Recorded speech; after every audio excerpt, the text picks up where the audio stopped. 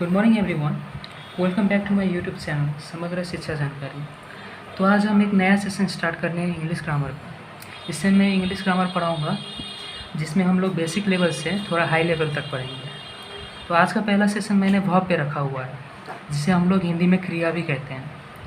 Verb एक बहुत अहम हिस्सा निभाता है हम लोग के स्पीच में। हम लोग अगर कोई भी बात एक्सप्रेस करना चाहें, कोई भी बात बोलना चाहें, तो हम लोग वर्ब के बिना बोल नहीं सकते हैं। जैसे आई ईट राइस, इसमें ईट वर्ब हुआ।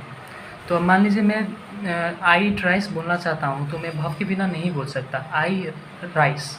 अब इससे कुछ तो समझ में आता है नहीं कि मैं चावल बना रहा हूँ, चावल खा रहा हूँ या कुछ भी।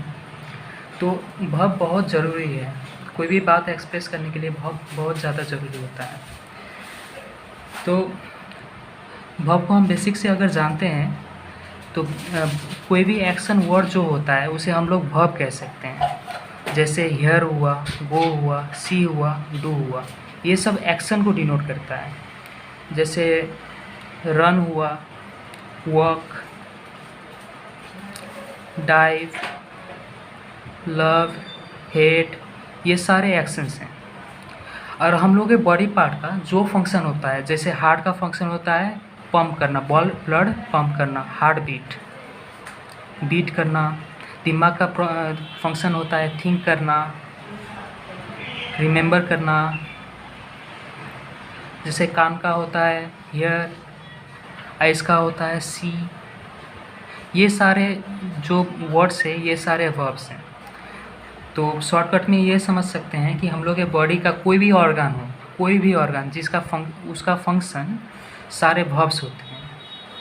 तो मेनली वर्ब्स के 5 फॉर्म होते हैं: verb 1, verb 2, verb 3, verb 4, verb 5। ये वर्ब 1 और वर्ब 5 ये दोनों हम लोग प्रेजेंट टेंस में यूज़ करते हैं। प्रेजेंट टेंस जैसे हम लोग प्रेजेंट, पास्ट और फ्यूचर में तीन कैटेगरी में बांटते हैं हम लोग। तो ये जो वर्ब 1 और वर्ब 5 है ये प्रेजेंट टेंस में यूज होता है, और वर्ब 2 ये पास्ट टेंस हो गया। जैसे यहाँ पे एग्जांपल दिया है work, worked, worked, working, works, इसमें ये पास्ट टेंस हो गया वर्ब 2। वर्ब 3 इसे कहते हैं हम लोग पास्ट पार्टिसिपल। इसमें कोई वर्ब का ईडी लग के बनता है या कोई मतलब चेंज हो जाता है, ये मैं आगे डिस्कस करूँगा। ये वर्ब 4 हो गया। वर्ब 4 को हम लोग प्रेजेंट पार्टिसिपल कहते हैं। वर्ब 4 में कभी भी वर्ब 1 जो ये बेसिक स्ट्रक्चर होता है, कोई भी वर्ब का वर्ब 1 बेसिक स्ट्रक्चर होता है, बेसिक स्ट्रक्चर। इसमें आईएनजी अगर लगा दिया जाए तो ये वर्ब 4 बन जाता है। तो वर्ब 4 कैसे बनता है? वर्ब 1 एक बेसिक स्ट्रक्चर होता है कोई भी वर्ब का, इसमें आईएनजी लगा दे तो ये वर्ब 4 बन जाता है।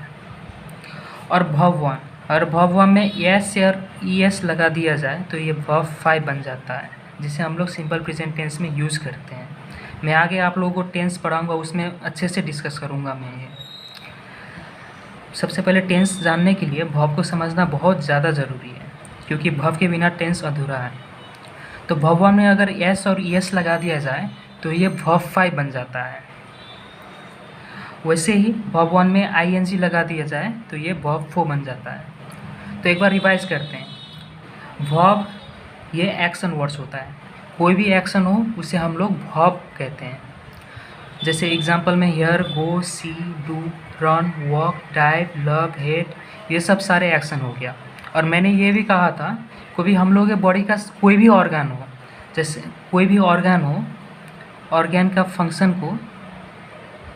फंक्शन जैसे ब्लड का होता है पंप, और हार्ट बीट भी होता है। तो ब्लड का मतलब हार्ट बीट मेंटेन करना है, तो बीट, थिंक, रिमेंबर, हियर, सी, ये सब सारे फंक्शन हैं हम लोग बॉडी ऑर्गन्स का। तो ये सब वर्ब होता है।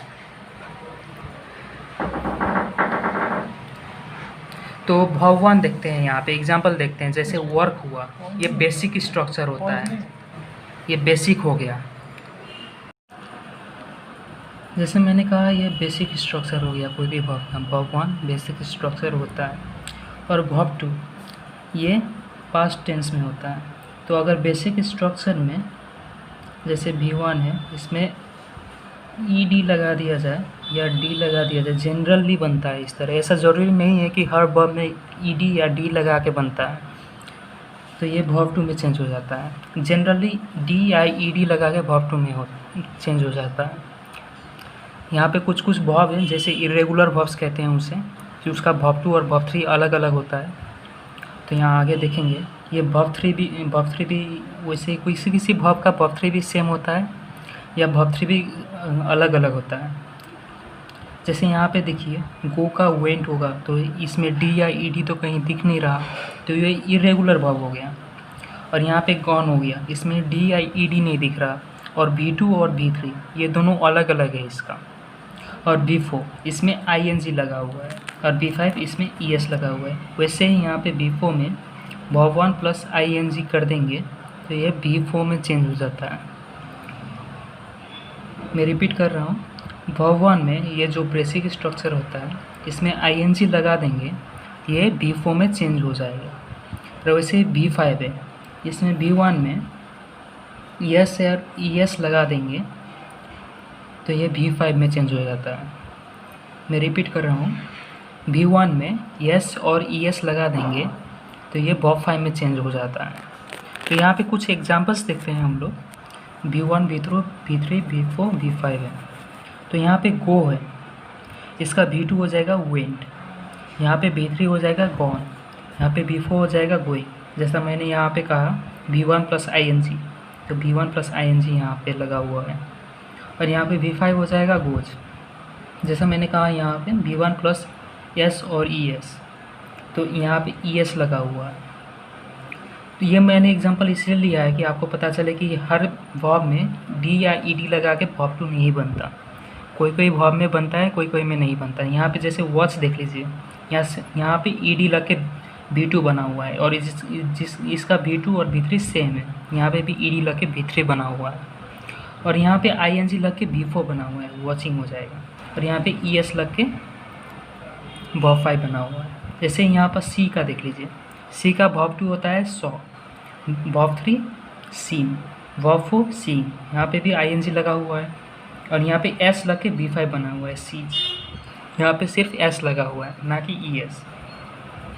इन दोनों एग्जाम्पल में हम लोगों ने देखा ES लग के वर्ब 5 बना हुआ है, और यहाँ पे S लगा हुआ है, यहाँ पे फर्स्ट में भी S लगा हुआ है। तो इससे मतलब ये समझते हैं कि S और ES लगा के हम लोग वर्ब 5 बना सकते हैं। वो वर्ब के हिसाब से होगा किस में S लगाना है, किस में ES। यहाँ पे लास्ट एग्जाम्पल देखते हैं, फॉल। इसका वर्ब 2 हो जाता है फेल, इसका वर्ब 3 हो जाता है फॉलन। तो यहाँ का वर्ब 2 और वर्ब 3 दोनों सेम नहीं है, दोनों सेम नहीं है। ये भी इरेगुलर वर्ब हो गया। अगर इसे रेगुलर वर्ब कहते हैं, इसमें रेगुलर वर्ब कहते हैं क्योंकि यहाँ पे ईडी लग के बना हुआ है। वर्ब 2 और वर्ब 3 ईडी लग के बना हुआ है, और जिस वर्ब में वर्ब 2 वर्ब 3 सेम नहीं है, ईडी लग के नहीं बना हुआ है, तो इसमें इरेगुलर कहते हैं। जैसे यहाँ पे गो और फेयर इरेगुलर हो गया, और यहाँ पे सी भी इरेगुलर हो गया, ये वॉच रेगुलर वर्ब हो गया। यहाँ पे कुछ एग्जांपल्स देखते हैं। ही गोज़ टू स्कूल, तो यहाँ पे गोज़ वर्ब है, तो ये कौन सा है, V5 है, क्योंकि इसमें S और ES लगा हुआ है, S या ES। तो यहाँ पे ES लगा हुआ है, तो ये वर्ब 5 हो गया। वर्ब को हम लोग इसी तरह पहचानेंगे, कौन सा फॉर्म है वर्ब का। यहीं पे जो वर्ब है उसका फॉर्म देखेंगे और पहचानेंगे। तो यहाँ पे गो है, जैसे यहाँ पे गो था, तो ये बेसिक स्ट्रक्चर है, तो ये V1 हो गया। यहाँ पे वेंट है, यहाँ पे भी वेंट हो गया, यहाँ पे वेंट हो गया, तो ये वर्ब 2 हो जाएगा। इसी तरह हम लोग वर्ब के फॉर्म को देख के हम लोग वर्ब का कौन सा फॉर्म है वो देख के पहचानेंगे। अब मान लीजिए यहाँ पे हैज हैव्स, ये टेंस देखने के लिए होता है, ये एक्सिलरी वर्ब, ये दरअसल टेंस देखने के लिए। यहाँ पे मेन फोकस हम लोग गॉन पे करते हैं, तो ये V3 हो जाएगा, गॉन। जैसे यहाँ पे गॉन दिया हुआ है, V3 है, यहाँ पे गॉन हो जाएगा। इसमें गोइंग है, ING लगा हुआ है, इसमें ING अगर लगा हुआ है तो ये V4 हो जाता है। तो आप लोग ये V4 हो गया, यहाँ पे ING लगा हुआ है, तो ये V4 हो गया। तो मैं फिर से रिपीट कर देता हूँ। यहाँ पे वर्ब को देखेंगे, S और ES लगा हुआ है, तो यहाँ पे ये वर्ब 5 हो जाएगा। फिर यहाँ पे कुछ नहीं है, S ES नहीं लगा है, ED वगैरह कुछ नहीं है, प्लेन है, बेसिक स्ट्रक्चर में है वर्ब, तो ये V1 हो जाएगा। और यहाँ पे ये वेंट, गो वेंट, तो यहाँ पे V2 हो जाएगा ये। और यहाँ पे गॉन दिया हुआ तो गॉन V3 हो जाता है, और ING लगा हुआ है यहाँ पे तो ये V4 हो जाएगा। आई होप आप लोगों को ये सेशन बहुत अच्छा लगा होगा, आप लोगों को समझ में भी आया होगा वर्ब के बारे में। तो मैं आगे वर्ब के और पार्ट भी लेते आऊँगा। तब तक के लिए थैंक यू। अगर आप इस चैनल पे नए हैं तो इस चैनल को सब्सक्राइब करें, शेयर करें।